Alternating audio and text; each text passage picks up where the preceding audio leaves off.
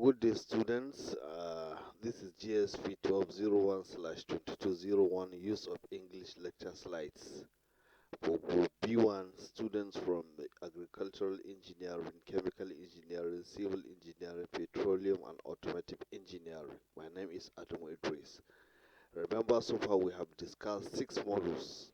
We have taken Module 1 separately, 2 separately, and we have discussed Modules 3 and 6 together.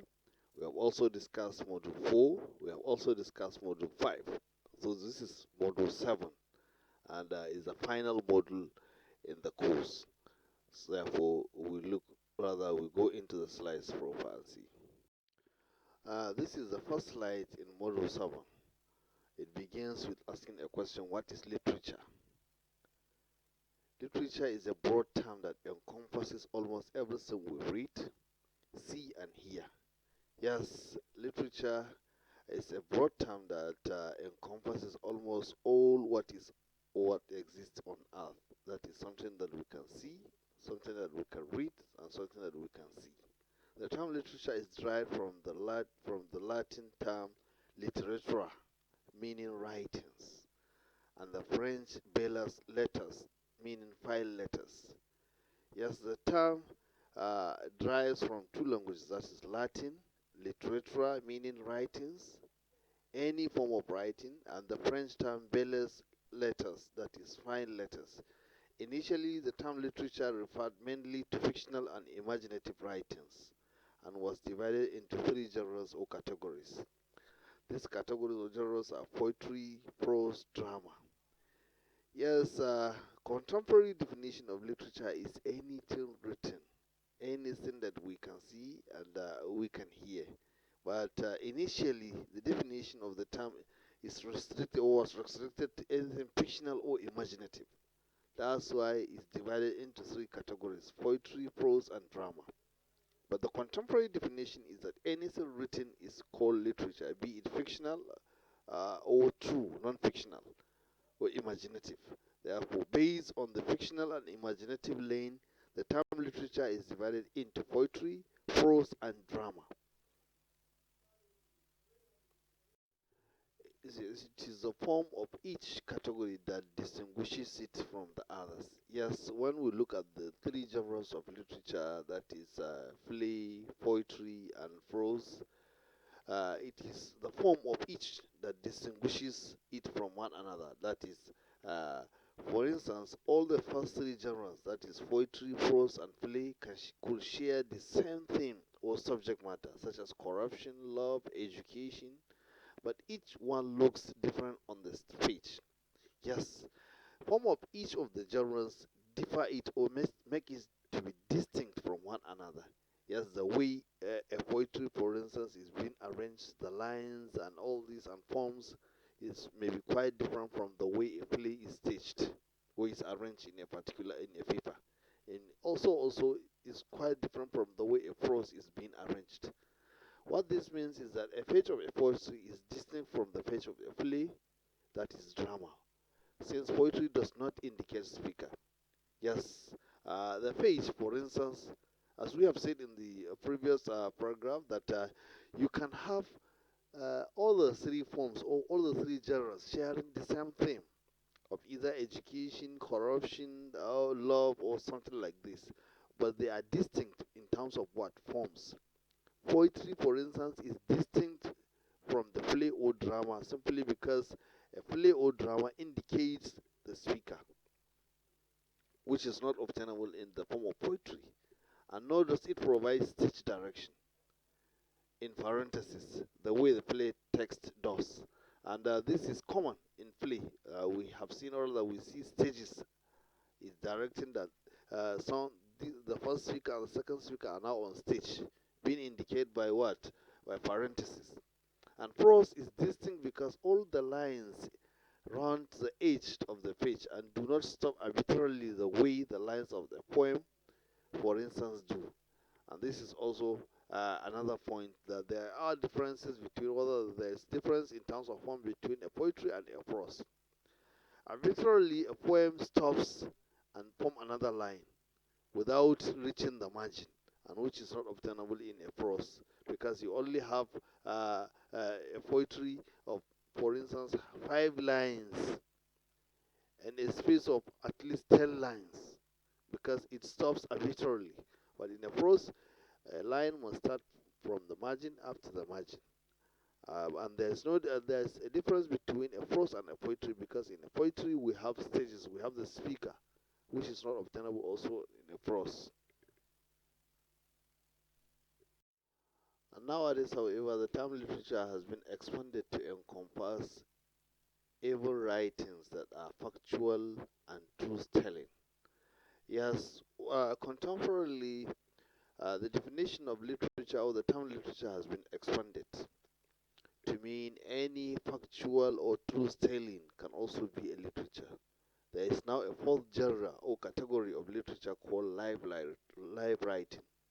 Yes, in addition to the three genres of literature we have taken, prose, poetry, and play, we now have another fourth genre which is called live writing.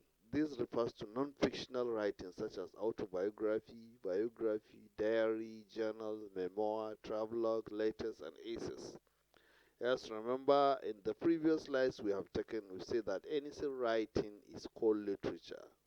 And this is the contemporary definition. This is how the first genre came into being, that is live writing.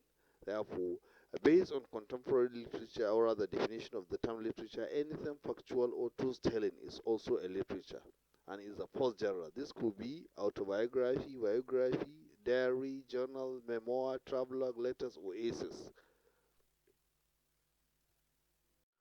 What is fiction? The term fiction denotes any literary narrative, whether in prose or verse, which is invented instead of being an account of events that actually happened. Yes, the term fiction is one of the literary genre that actually denotes a narrative that, be it in prose, in verse, or in a play, which has never happened before. But actually, it was imagined. The author imagined a setting and diction and events. He just narrates to the audience, that is, to the reader. Sometimes fiction is used as a synonym for the novel. Note that, however, that fiction is not the same as a lie or falsehood or untruth. This is because in fiction there is no attempt by the author to deceive the reader or the audience, as the case with the lie or the falsehood. Yes, fiction is mostly be regarded as one of the genre in literature, that is, as a novel. But fiction is quite different from falsehood or lie or untruth, because there is no attempt on the part of the author uh, to deceive the audience.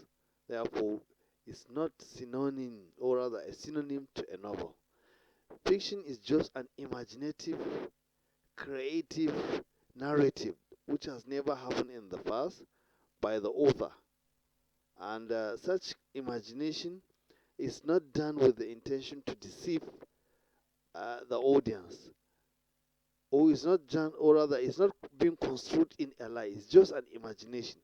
Fiction is simply a product of the imagination. Yes, we have taken that fiction is simply an imagination. The author just sit down, invent or create a world, create characters, create a setting, create maybe a scenes, and just imagine and just narrate the readers. Writing or producing a work of fiction is a creative enterprise whereby the author invents a story world or depicts the series of events that have never happened, but not with the intention to deceive. Yes, writing down a fiction is just a creative enterprise whereby an author is usually engaged in imagination, creation, creating characters, settings, and all this, but not with the intention to deceive the readers. The essence is just to create a narrative, a series of events, a story world That has never happened. But the essence is not to deceive the audience or the readers. Therefore, this is called fiction. And now, genres of literature. As we have taken before, if you can recall, when it comes to the imaginative or fictional lane of literature, we say that literature has three genres of poetry, prose, play, that's drama. Yes, these are the traditional or classical definition or classification of all genres of literature before being added with the non-fiction. That is biography, autobiography, narrative, essays, and all this, which are contemporarily be regarded also as genre or rather as a genre in literature. But the traditional genres of literature are prose, poetry, and play, which is drama. And now we are going to discuss poetry as a genre of literature. Poetry is regarded as the oldest form of literature. This is because it has existed since before writing was invented, when our ancestors told stories, uh, oral stories, in some sort of poetic form to make them easier to remember and recite. Today, poetry is usually written down, but is still sometimes performed. Yes, poetry, as I said earlier on, is the oldest form of literature because it has almost predated the two other forms, that is play and the prose. This existed since before the invention of writing, that's writing system, when our ancestors told stories in some sort of poetic forms with the essence of making them easier to remember. Yes, maybe you all know this that there were certain form of stories that were told in the easiest form or in poetic form to make it easier to remember. Therefore, these were the sort of poems told to be existed right before what the invention of writing system. Today, poetry is usually written down, but is still sometimes performed. Yes, although the poetic form still exists in certain, that's the poetic form of stories still exists, but sometimes now, or most of the times, poetry is written down and is still being performed. A text is said to be a poem when it has meter and rhythm, and when it focuses on the syllables, words, phrases, sound when put together. Yes, we can simply identify a particular text as being a poem when it has meter and rhythm. Yes, when it sounds together. How do we know that a particular text has a rhythm? When it focuses on the way the syllables, words, and phrases sound when put together. And remember, we have taken what syllables are and what words are and what phrases are. So when a poet decides to form, or rather to put a particular or certain words or certain syllables or certain phrases to create a rhythm or meter, that form of text is said to be a poem. Poems are often made up of fragments and phrases rather than complete grammatically correct sentences. Yes, if you can recall, when we are identifying or distinguishing three forms of or genres of literature on the paper, we have explained that the poems are arbitrarily cut off, meaning their lines are not complete from margin to margin. Yes, fragments are made up of fragments and phrases rather than complete and grammatically correct form sentences. Therefore, poems are arbitrarily stopped maybe in the middle of the paper before reaching the margin, and they are told to be or rather expressed in fragments and phrases instead of grammatically correct and well formed sentences. Also, poetry is nearly always written in stanzas and lines. Yes, we say that poems are mostly in lines and they are not what? They are not incomplete from margin to margin, creating a unique look on the page. However, not all poems have a strict line arrangement or regular rhythm pattern. Such poems are called free form or free verse. Yes, we may like to notice that not all poems we have that observe certain standards and lines. Yes, some are called or some poems are called free form or free verse. verse because they are not adhering to the standards or lines, although they form what meter and rhythm by having what syllables and words and phrases put together to sound, but they are not or rather the lines are not arranged in stanzas and lines. And now we are going to discuss some features of poetry. Number one is rhyme. A rhyme is achieved when two or more words sound similar. For example, fly, high, buy. Can you see these three words? High, fly, buy. I. So when two or more words sound similar or sound in the same way, they are said to be creating what is called a rhyme. Another example, see, tree, agree. Can you see? E, E, E. That's see, tree, agree. Or we can say feast, insist, assist. Can you see? E. Feast, insist, assist. In a poem, a rhyme is usually achieved when the last words of two or more lines have the same sound. Yes, when we are aiming to achieve what is called a rhyme, we are to arrange such words we have taken like fly, high, buy, see, tree, agree, feast, insist, assist, and what? To make them to aim at least two or more words to sound together. Take for instance, do you see the little fly up the wall so high? Let me come back. Do you see the little fly up the wall so high? Can you see? Fly, high.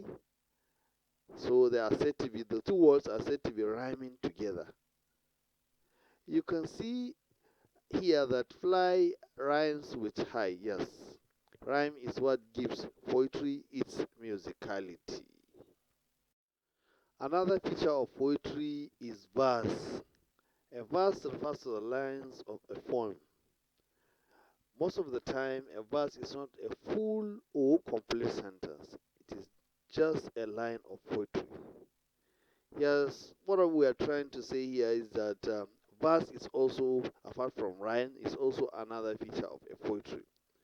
Yes, it's just a line in a poetry. Yes, we have stanza also, but therefore a verse is a line in a stanza. A verse is not a full or complete sentence.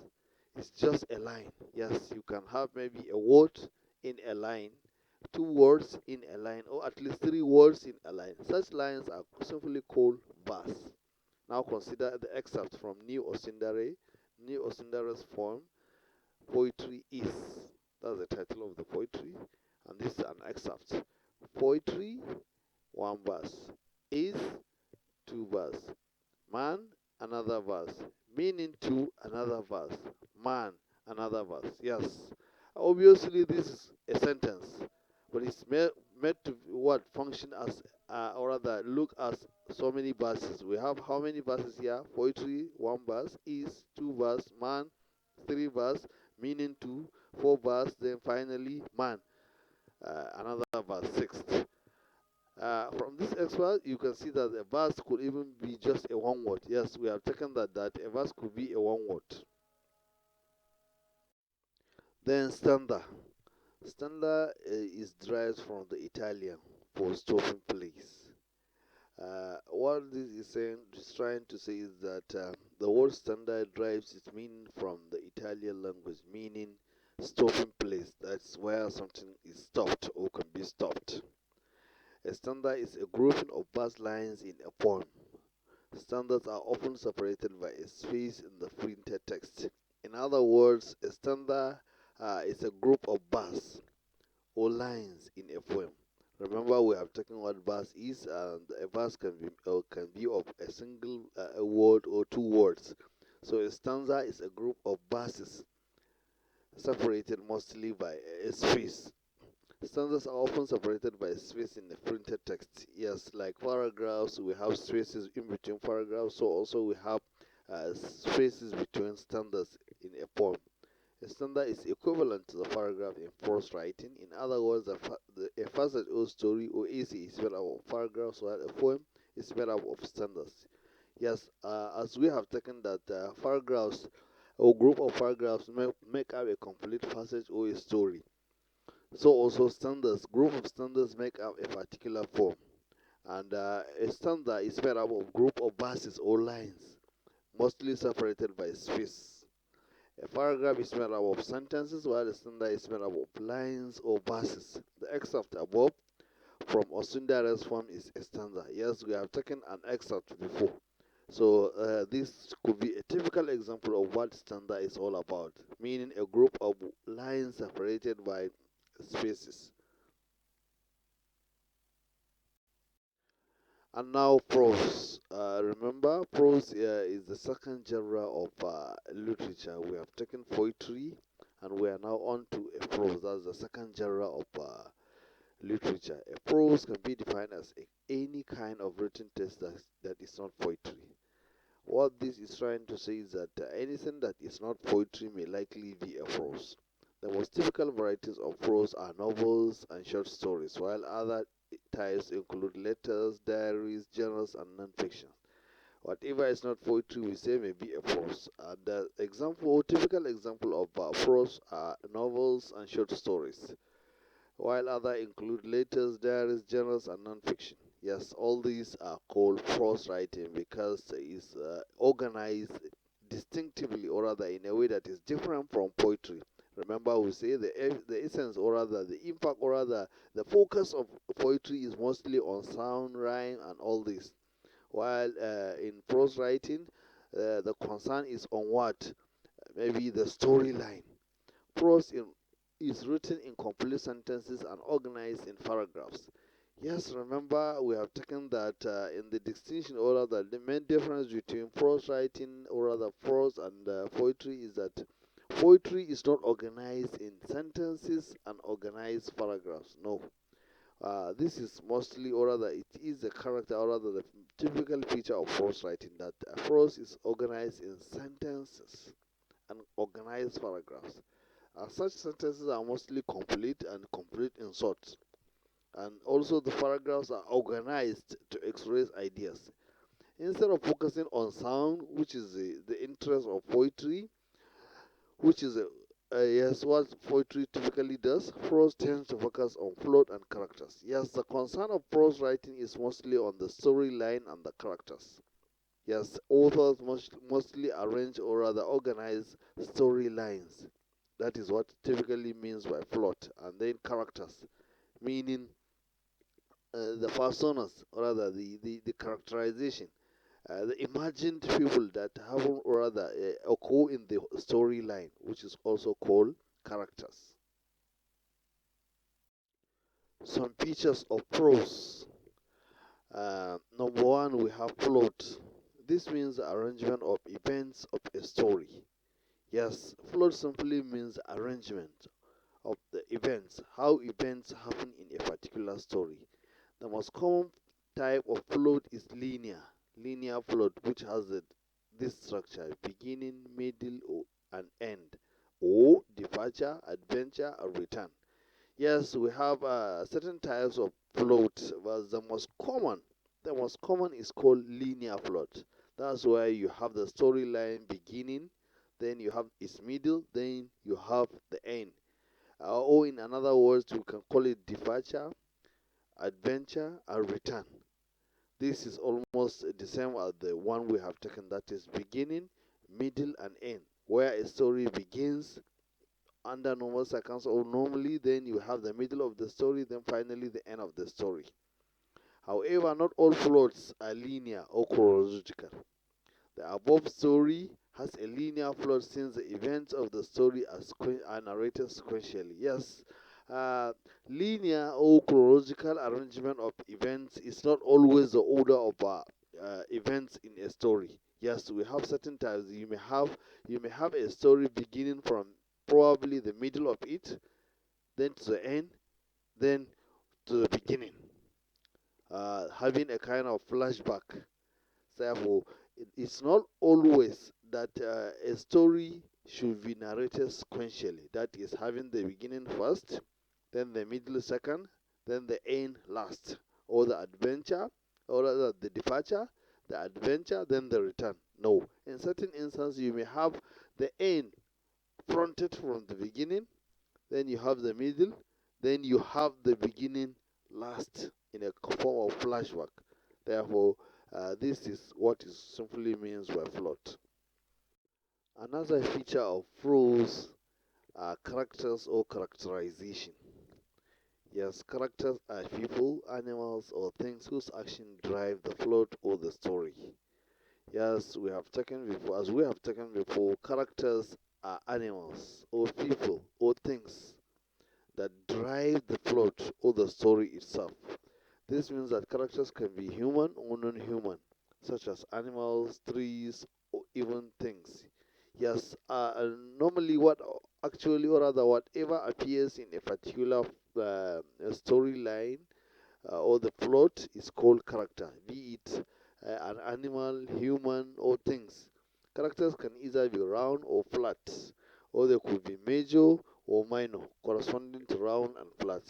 Meaning, round characters are the major characters, while flat characters are mostly the minor characters.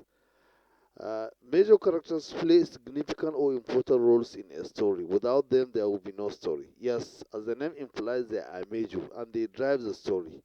And they play significant roles in driving the story. And without them, there will be no story. While minor characters are not as important as the major, and even without them, you can still the story still remains. Unlike the major characters who actually drive the storyline and perform significant role in a particular story, minor characters do not. And while in the major characters drive the story, and there will be no story without major characters, minor characters, without them, the story still remain. Most major characters are round. Yes, we have taken that round characters are mostly major characters and perform certain roles, and without them, there will be no story. And round characters show change. They are important, that's why they show change, they show development and growth. While flat characters or the minor characters, on the other hand, are static. Yes, they don't observe change, or rather, they don't show change in the story, they don't show development, and they don't show growth. They are, however, static. Yes, another feature of prose writing is a setting, which actually refers to a place or places where the story takes place. Yes, setting actually refers to where a story or a particular story is performed or show development.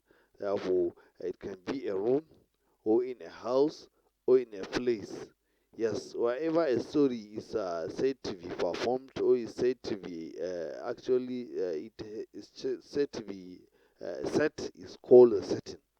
Setting can be a room, house, country, or the forest, or even another planet. Yes.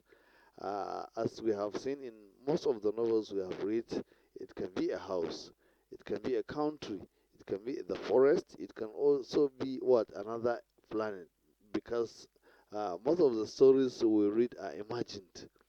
They can be what actual places we know, or they can be places that we are imagined by that are imagined by the author or the writer of the story. Yes, another place that is not even in existence may be set, or rather may be said to be a setting of a particular story, because most of the stories we read are imagined. Yes, a writer or the author of the story may just imagine and create maybe a fictional area that can be described maybe as a village or a town or a country or even a planet that we have never been. That and that place may say to be what a setting of a particular story of that story. And now another genre of literature is called play, which is also called drama. Any text meant to be performed rather than read can be considered as drama. Yes, any text which is written and meant to be performed rather than read is said to be what? A drama. Drama actually is said to be performed, unlike a play or unlike a prose, which is meant to be read, and which is organized in sentences and organized paragraphs. A play is typically meant to be performed, and therefore is called what? A drama. Dramas are usually called plays, yes. The greater part of drama is dialogue. Yes, it's meant to be performed. That's why is the most its important feature is what? Dialogue. Dialogue between the interlocutors, or dialogue between the characters, or characterization. We have taken characters, which we say could be animals, could be humans, could be anything. Yes, with periodic stage direction. Yes, drama involves scenes and stages and directions. Yes, it's meant to be performed before audience. That's why we have stage directions, and mostly in what scenes. Dramas are meant to be acted out in front of audience. Yes, uh, the the writer of a drama is called a playwright. Playwright is mostly what is the one called, or rather is the one responsible for writing a drama. Unlike a poem, which is called a poet, and a prose, which is called a novelist. In drama or a play, is the writer is called a playwright. And now some features of drama. Number one, we have dialogue. Dialogue means a talk or conversation between two or more actors or characters. Yes, dialogue is one of the features of drama, and it simply refers to a talk, a chat, or a discussion between two or more actors or characters. Yes, characters we say that are mostly humans, animals, all these that appear in a particular prose or a particular play. So whenever there's a discussion between, or a talk between two or more characters, that dialogue between that characters or those characters are called, or rather is called a dialogue. Then we have monologue. Monologue simply refers to a situation where a character speaks alone to no one in a particular, or speaks to himself. Yes, in certain instances, or in certain plays, there may be an instance of what is called monologue, where a character, or yes, a character may appear in a stage to be speaking to no one, and still speaking, or to be speaking to himself or to herself. And that situation is called monologue. And when he is speaking to no one, or rather he speaks to himself, is called mostly interior monologue. Then number three is called stage direction, which simply refers to instruction given by the playwright on how the stage is to be arranged, or how certain actions are to be done. It's usually written in italics. Yes, whenever there's a play, there must be what? A playwright. And whenever there's a playwright, or she should be given instruction on how to perform such plays, because it involves what? Stages and scenes. So the instruction being given by the playwright, be it a male or female, is what is called a stage direction. Such instruction, when it's involved, or rather the text, or rather the play is a written text, is mostly used, or rather written in italics. Therefore, any instruction given by the playwright is called a stage direction, and when such direction are involved, or rather is having to do with a written text, is mostly being in italics. And now types of drama. There are three major types of drama, as we can see on the screen. The first one is tragedy, which is a type of drama that has a sad ending. By sad ending, it simply means having an unhappy ending. When a drama mostly ends with a sad ending, is said to be a tragedy. Then the second one is called comedy, which is a type of drama that has a happy ending and often makes the audience laugh. Yes, remember we say that play or a drama is mostly performed before audience.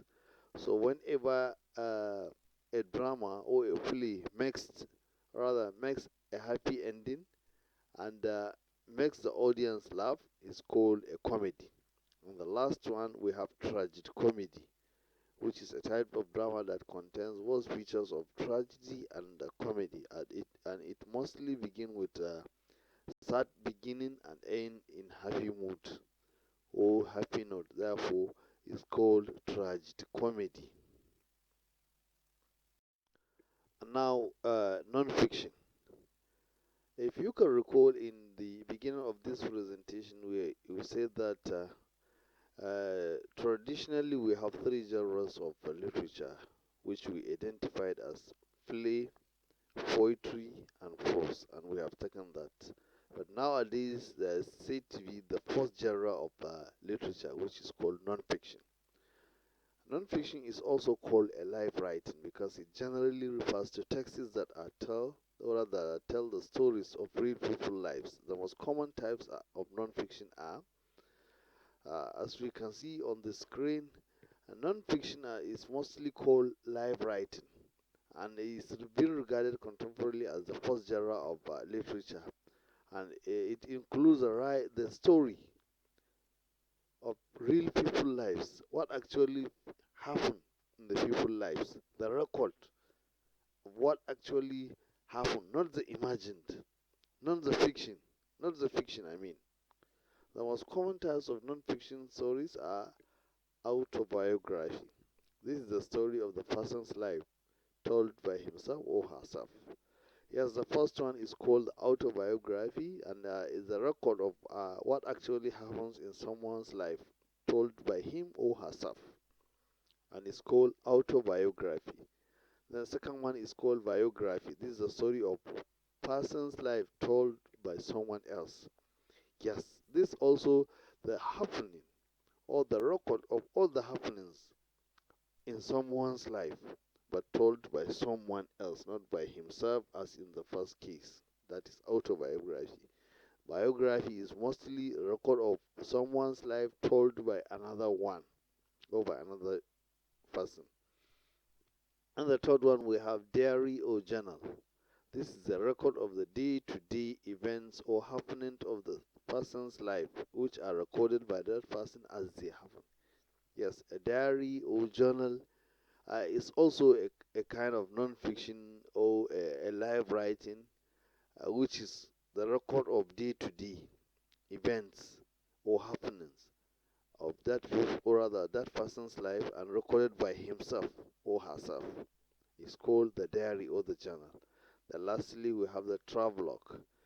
Yes, travelogue is an account of the journey or travel recorded by the traveler, showcasing the strange people, places, things, and customs that are encountered in the course of the journey. Yes, as the name implies, the fourth one is called the travelogue, which is the account or the record of the journey by who? The traveler himself or herself, showcasing the strange people he met, the places he visited, the things he met, also the custom he has encountered in the course of what undertaking such journey. Therefore, travelogue is also the record of someone's life, uh, showcasing or telling people about the strange people he met, the places and the custom he has encountered in the course of embarking that journey. Other types of literature. Yes, apart from the ones we have taken, we have other types of literature which include oral literature, such as what? Folklore, fables, legends, myth, and folktales. We also have graphics and comic books. There are also other types of literature, and we have also films. Films also is another form of literature. So these are other types of literature we haven't taken before, and they are also part of the literature as we are taking now. And now this slide concludes what we have taken so far. In a nutshell, literature is divided into three major genres, that is poetry, prose, and play. And prose, by extension, is further divided into fiction and non-fiction. Yes, which we've said is the first genre of literature. And each of these has its own features and characteristics. Yes, as we have taken, there are three main divisions or genres of literature which we identified to be classical, that is poetry, prose, and drama. And we've said that prose can also be subdivided into fiction and non-fiction. And each of these, that is prose, poetry, and drama, has its own characteristics and features, as we have taken. The beauty of literature is that it's all around us. Yes, Going by what we have discussed so far, it seems like all what is around us is literature. Yes, whether written, whether true or imagined, whether fiction or non-fiction, is called literature. So therefore, it is all around us, whether documented or not, because we have also oral literature. Whenever we tell stories or recount our experiences, we are engaging in literature. Yes, it is a literature that human beings record and keep the best that has been known and thought in the world. Literature preserves our thoughts. Yes, experiences, emotions, and knowledge. Yes, going by all what we have discussed, we can come to know that all our thoughts, our experiences, our emotions, and knowledge are being shared through literature. Yes, it's through the constant engagement with literature that we improve our vocabulary, gain general knowledge, and sharpen our mental faculties. Yes, it's through reading. Through reading what? Literature. And we come to improve our vocabulary, gain new knowledge, and sharpen our mental faculties, as you can see. Therefore, all what you are reading now, meaning your textbooks in your areas, are called literatures. Therefore, we cannot get by it seems without literature in our lives. Therefore, literature is important. This is the end of the course GSP 1201/2201. Thank you very much for taking time to follow the lecture from Module 1 to 7.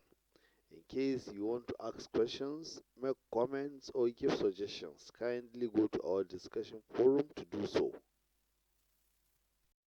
Thank you once again. I am Dr. Adam Idris saying goodbye for now. Thank you very much.